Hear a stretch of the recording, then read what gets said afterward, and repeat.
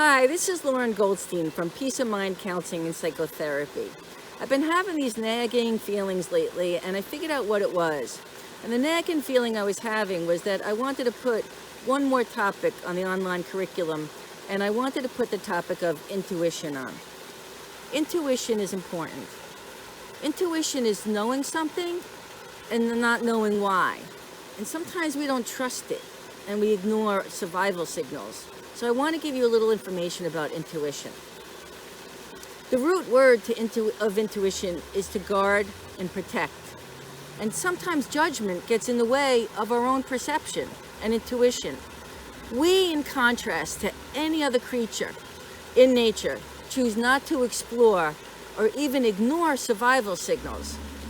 And what I need to teach you today is a little bit about the stomach being called the second brain.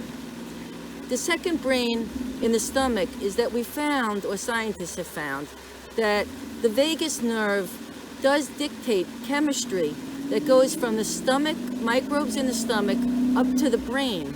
And that serotonin and dopamine and chemistry that is equal to what's in our brain is now found in our stomach.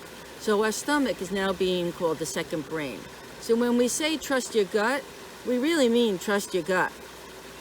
Some messengers of intuition are nagging feelings, anxiety, hunches, gut feelings, doubt, suspicion, apprehension, and fear.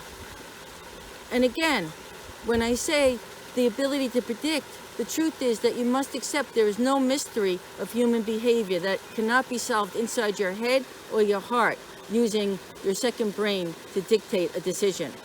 So today's message is trust your gut. Predicting human behavior is possible.